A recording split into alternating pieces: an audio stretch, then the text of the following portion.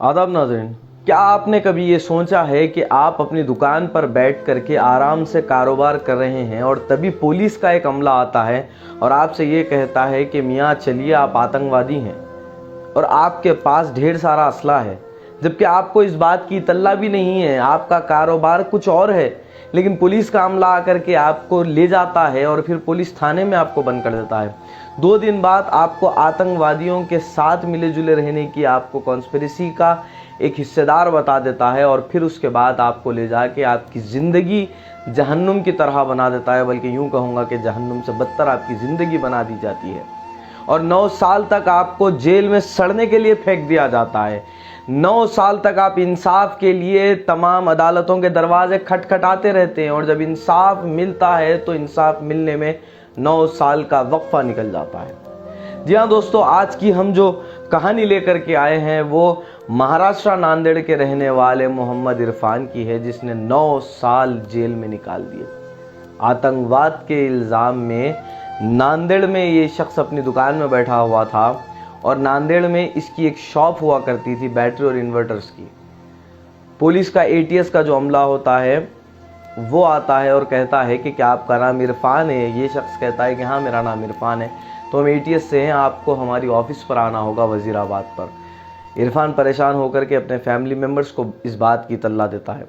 जब तमाम family members मिलकर के इरफान को लेकर के ATS ऑफिस जाते हैं तो फैमिली को रवाना कर दिया जाता है, जबकि इरफान को वहीं पर रोक लिया जाता है और फिर इरफान से चंद सवालात किए जाते हैं, उसका इंटेरोगेशन किया जाता है और फिर 2 रोज़ तक इरफान को एक जेल में रखा जाता है और फिर उसके बाद इरफान को इस बात की तल्ला दी जाती है कि आप पर आतंकवाद के संगीन इल्ज़ामात दायर कर दिए गए। किस तरह से एक बेकसूर मुसलमान को एक कॉन्स्पिरेसी के तहत फंसा दिया जाता है और 9 साल वो अपने इंसाफ के लिए दरवाजे खटखटाता रहता है और बिलाखिर अदालत से उसे इंसाफ मिल जाता है। लेकिन क्या ये इंसाफ मिलने में आपको नहीं लगता कि काफ़ी ताख़ीर हो गई? नांदेड़ में 2012 में इस शख्स को अरेस्ट किया गया, जबकि इसकी आज़ादी 2 रोज़ कबल हुई। 2 साल पहले इरफान को बेल मिल गई थी, लेकिन फिर उसके बाद जो इंटेलिजेंस एजेंसीज हैं उन लोगों ने फिर इसके ख़िलाफ़ सुप्रीम कोर्ट में एक अपील दाखिल करके इसकी बेल को रुका दिया। मोहम्मद इरफान फिर से जेल में चला जाता है और फिर तकरीबन 9 साल गुजर जाने के बाद जस्टिस D कोठारिका ने इसके आखिरकार इसे आज़ाद कर दिया। लेकिन हमारा सवाल यही है कि आपको याद होगा कि जब ये UAPA का ये ड्रैकोनियन लॉ जब बनाया जा रहा था, उस वक्त हैदराबाद के member of parliament Asaduddin Owaisi ने भी इस बात पर बहस करते हुए कहा था कि ये कानून को सिर्फ़ और सिर्फ मुसलमानों के ख़िलाफ़ इस्तेमाल किया जाएगा, न बल्कि मुसलमानों के बल्कि उनके ख़िलाफ़ इस्तेमाल किया जा सकता है जो हुकूमत के आड़े आते हैं। ऐसे कवानीन बनाए गए और फिर इरफान की ज़िंदगियाँ तबाह हो गई। न सिर्फ इरफान, ऐसे न जाने कितने और लोग जेलों में बेकसूर होकर के सड़ रहे हैं, जिन्हें इंसाफ अभी भी मिलना बाकी है। हो सकता है कि अदलिया से उन्हें इंसाफ मिल भी जाए।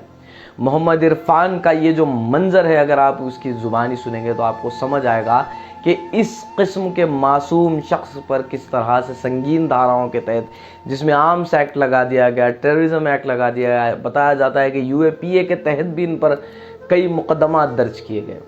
मोहम्मद इरफान और उनके वालिद की और उनकी वालदा का ये जो मिलने का ये जो मंजर है, ये देख करके यकीनन हर इंसान के आंख में आंसू आ जाएंगे।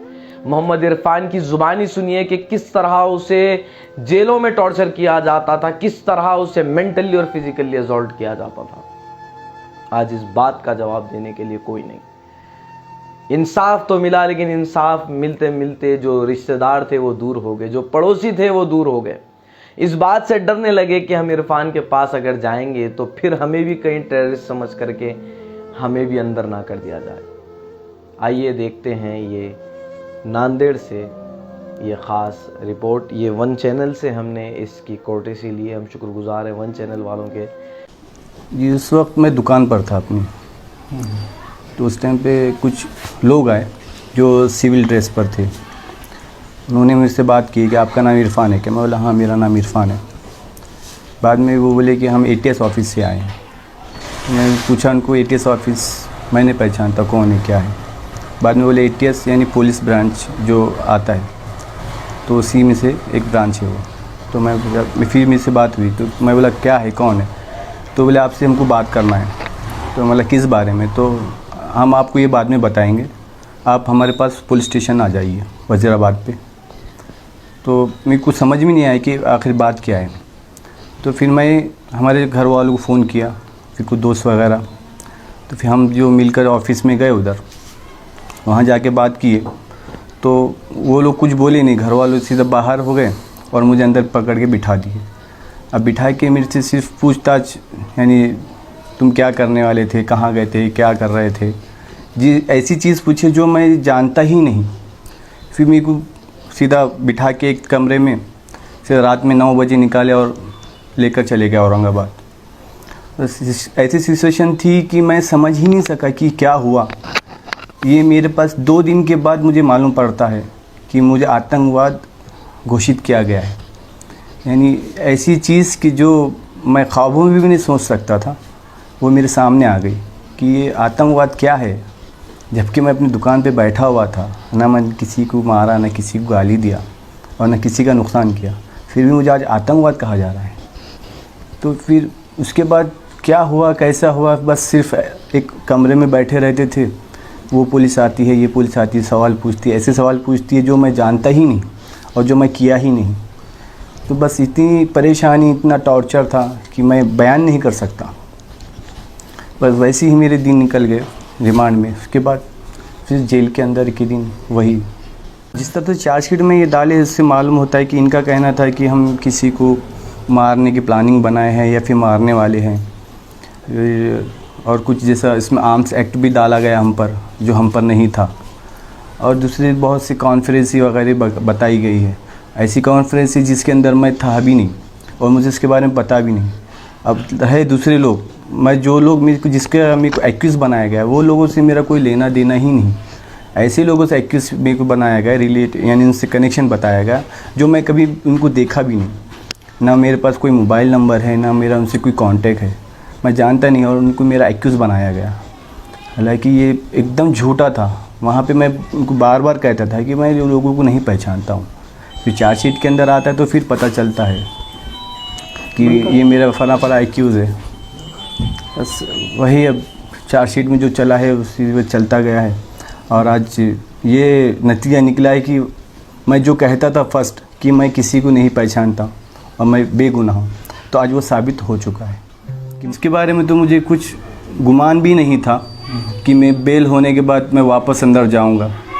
मेरे साथ बहुत ज़्यादती हुई है।